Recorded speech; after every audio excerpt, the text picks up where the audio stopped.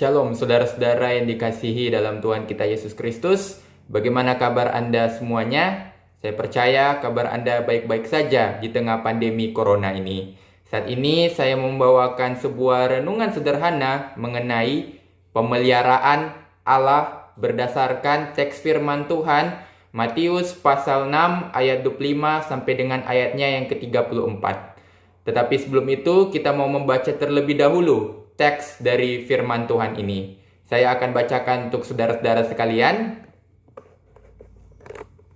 Karena itu aku berkata kepadamu, janganlah khawatir akan hidupmu, akan apa yang hendak kamu makan atau minum, dan janganlah khawatir pula akan tubuhmu, akan apa yang hendak kamu pakai. Bukankah hidup itu lebih penting daripada makanan, dan tubuh itu lebih penting daripada pakaian? Pandanglah burung-burung di langit yang tidak menabur dan tidak menuai dan tidak mengumpulkan bekal dalam lumbung, namun diberi makan oleh Bapamu yang di sorga. Bukankah kamu jauh melebihi burung-burung itu? Siapakah di antara kamu yang karena kekhawatirannya dapat menambahkan sehasta saja pada jalan hidupnya? Dan mengapa kamu khawatir akan pakaian? Perhatikanlah bunga bakung di ladang yang tumbuh tanpa bekerja dan tanpa menimpal. Namun aku berkata kepadamu, Salomo dalam segala kemegahannya pun tidak berpakaian seindah salah satu dari bunga itu. Jadi jika demikian, Allah mendandani rumput di ladang yang hari ini ada dan besok dibuang ke dalam api. Tidakkah Ia akan terlebih lagi mendandani kamu, hai orang yang kurang percaya?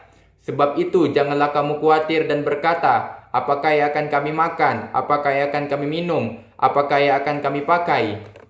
Semua itu dicari bangsa-bangsa yang tidak mengenal Allah. Akan tetapi Bapamu yang di sorga tahu bahwa kamu memerlukan semuanya itu. Tetapi carilah dahulu kerajaan Allah dan kebenarannya, maka semuanya itu akan ditambahkan kepadamu.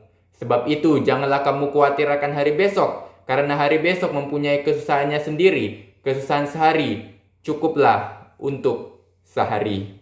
Pertama-tama saya ingin menjelaskan kepada saudara-saudara sekalian mengenai pandangan mengenai Kristus pada konteks orang-orang Yahudi. Dalam pemahaman orang Yahudi, Kristus itu adalah seorang penolong yang akan menyelamatkan mereka dari setiap penjajahan yang mereka hadapi. Jadi Kristus itu akan memberikan mereka kemerdekaan secara jasmani, secara fisik. Jadi Kristus itu akan seperti seorang raja yang akan menolong mereka dari segala penderitaan yang mereka hadapi. Tetapi pada kenyataannya Kristus yang datang ke dalam dunia yang dimaksud oleh kitab Perjanjian Lama adalah Kristus yang menyelamatkan secara rohani, bukan secara fisik. Jadi pandangan orang-orang Yahudi ini jelas keliru. Karena sebenarnya kedatangan Kristus bukan untuk membebaskan mereka dari setiap penderitaan yang sudah mereka alami, tetapi kedatangan Kristus adalah untuk membawa mereka kepada hidup yang kekal, yaitu memberikan sesuatu yang lebih daripada apa yang disebut berkat fisik, tetapi berkat rohani yang tidak ternilai. Bahkan kita mengenalnya dengan mujizat terbesar, yaitu keselamatan. Kemudian saya akan menjelaskan hubungan dengan teks yang kita baca. Jadi teks yang sebenarnya kita baca ini bukan berbicara secara materialistik. Jadi bukan berbicara bahwa ketika orang percaya kepada Bapa, ketika orang menaruh hidupnya kepada Bapa, bukan berarti hidupnya akan selalu cukup, atau dia tidak akan mengalami penderitaan, atau dia tidak akan mengalami kesusahan. Tidak. Tetapi orang yang mengikut Tuhan, orang yang percaya kepada Bapa di sorga, orang yang percaya kepada Tuhan Yesus Kristus, maka dia akan mampu untuk menghadapi secara segala tantangan di dalam kehidupannya.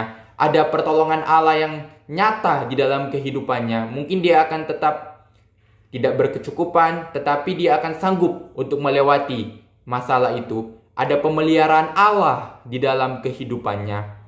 Saya memiliki sebuah kesaksian sederhana. Sejak tahun 2014, kita tahu bersama terjadi banjir bandang yang besar yang melanda kota Manado. Banyak orang yang kehilangan rumah maupun ada juga mungkin yang kehilangan pekerjaan. Papa saya sempat keluar dari pekerjaan yang lama setelah banjir bandang itu. Kemudian merintis karir yang baru, yaitu sebagai penjual kue. Tetapi di dalam proses yang ada itu tidaklah mudah, karena persaingan makanan tidaklah mudah di kota Manado. Banyak bisnis yang menjual hal seperti itu, sehingga keluarga kami harus diperhadapkan dengan yang namanya kemiskinan, di mana kami harus meminjam kepada orang lain. Tetapi di dalam situasi seperti itu, Allah tetap memelihara kami, sehingga pada akhir dari tahun 2017, papa saya mendapatkan pekerjaan yang bisa dibilang layak dan memadai. Bahkan saya bisa sampai studi di Malang.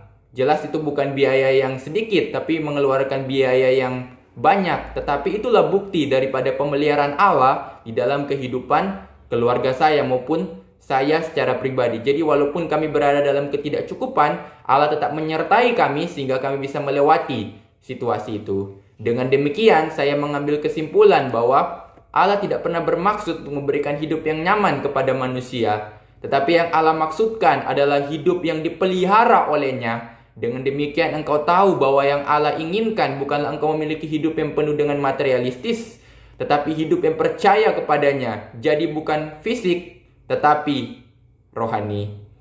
Saya percaya melalui renungan sederhana ini, saudara-saudara sekalian akan semakin memahami mengenai pemeliharaan Allah.